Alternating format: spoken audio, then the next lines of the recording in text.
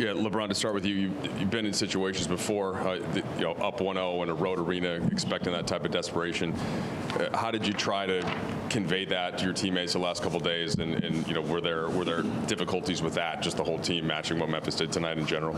No, I mean, it don't need to be a discussion. I mean, at the end of the day, we understand what a series is all about. I mean, it's not the first to one win or two, it's the first to four. And you got to prepare each and every game. Every game is its own entity, so you got to prepare for that challenge. And I feel like we was prepared tonight.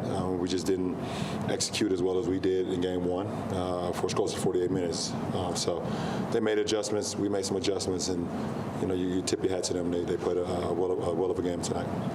AD, obviously not your typical offensive night. Just wondered what you saw, the way they were defending you, and some of the shots that you were missing. Shots I took, just missed them.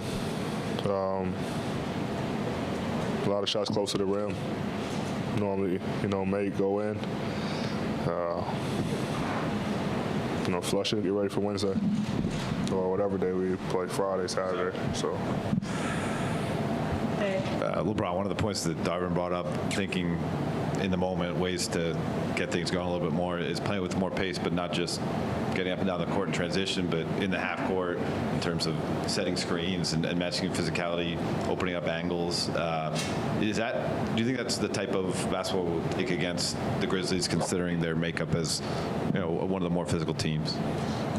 Yeah, we definitely could play with more pace. I think they did a good job of they switched a lot of our pick and rolls today, which kind of stalls your offense out. So, we're trying to go to a lot of the mismatches once we got the mismatch after the pick and roll, and it kind of got us down in the shot clock. And we was playing up against the shot clock a lot, especially in that second half. So, we got to watch the film and see ways that we can get into our offense early, and then when they do switch, we can, make plays happen. So we're not playing up against the shot clock. AD, despite you're not your typical shooting night, and some other guys struggle from the field. 6-point game with 3 minutes to go. What does it tell you about your group that you, despite all the things that weren't going well for you guys tonight, you made it a game, and can you carry that momentum back to game 3? Yeah, we're going to keep fighting no matter what. No matter what type of game we're having, offensively, defensively, individually as a team. We always keep fighting. Like you said, 6-point game, 3 minutes, still had a chance to possibly win the game, and that's all we can ask for, a fight. Obviously I have to be better with that group. Can't have a night like I had tonight and expect us to win. But I think we'll look at the film over the next couple of days and be ready for Saturday and make some adjustments and try to get a win at home. AD, we see the cut. Did that have any effect at all after you got kind of hit in the eye in the first half? No. And then early on, from an energy standpoint, both teams got off to really kind of rocky shooting starts. How did that kind of change? Do you think that energy sort of affected you guys, that you were in that position, neither team was making shots, and it felt like you couldn't really gain any ground on them? No. They were playing with a lot of pace. We were playing with pace. Obviously, both teams know the importance of this game. Us trying to go up 2-0 and them trying not to fall down 0-2. We missed shots. They missed shots, and we only scored 19 points in the first quarter, which is not like us. So, we got to make sure we do a better job, but we'll be fine. This one's for either of you, but with that's some other shit. with Yeah. So. Oh wait. With Tyus replacing Ja, what kind of challenge does he provide in his pick and roll style, and just kind of some of the tweaks to their offense that you guys noticed today? No, I mean, they don't miss a beat when Tyus goes to the starting lineup. They're just as a dangerous team when Tyus is starting. So they don't miss a beat, and we knew that. We no matter if Ja's in the game, if Ja's starting, dangerous. If Ty is starting, dangerous. So it didn't change our approach. LeBron, obviously, towards the end of the regular season, with the turnover on the roster and you coming back from injury, there was a race, now obviously not just to get into the playoffs, but also for you guys to learn how to play together. And I'm just wondering where you guys feel you are right now in terms of, in the process of becoming the team you want to be. I mean, every game is another opportunity for us to get better, for us to continue to learn each other. Like you said, we're relatively new to a lot of the competition that's in the field, not only the Eastern Conference, but the Western Conference as well. So, every night, when we step on the floor, now in the postseason, we get to see what we're capable of and where we are as far as our growth. And, tonight was another moment for us to grow, and we did.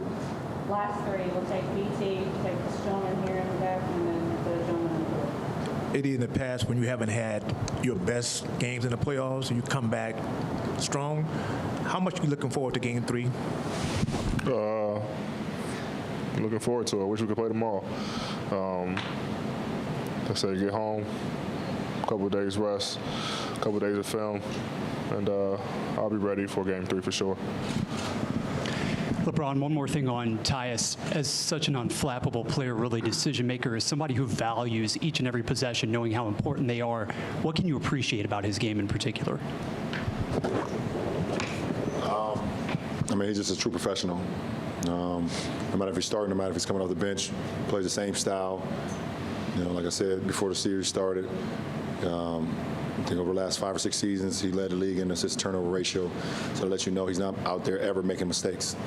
And he plays winning basketball. He's been playing winning basketball probably since he was a kid, all the way through high school, through Duke, and so on and so on. So, he's a big time player in our league, and it always shows. It always shows in the stat sheet with him. Last question. LeBron, although you lost this game too, you still have the home court advantage of the whole series. How would you assess the team chemistry right now? Do you think you have reached the best team chemistry, or there are still some space to improve? There's always room to improve, and it's a 1-1 series. Both teams are tied. Both teams feel like they can win on each other's floor, on an opponent's floor. So, it gives us no comfort that we're going home, and we shouldn't feel comfortable going home with a 1-1 tie. Game 3 is the most important game of the series, and if we're not uncomfortable going into that game, they can very easily come in our hometown and our home court and take the series back. So. We, like you said, we got a day tomorrow to regroup, another day on Friday to hit home and zone in on what needs to be done. And on Saturday is back to the 4 lines, what happens in between the 4 lines on the court. So I'm excited about the opportunity to play again another playoff game. And I believe this is our first game at the house, in front of our fans, ain't it, in the postseason. First time, so. I'm excited. I'm excited for that. All right, appreciate it. Do you want a sports network that delivers everything that matters about the game? The highlights, the picks, the instant analysis, no yelling, no fake debates, no politics. Hit the subscribe button and never miss a moment.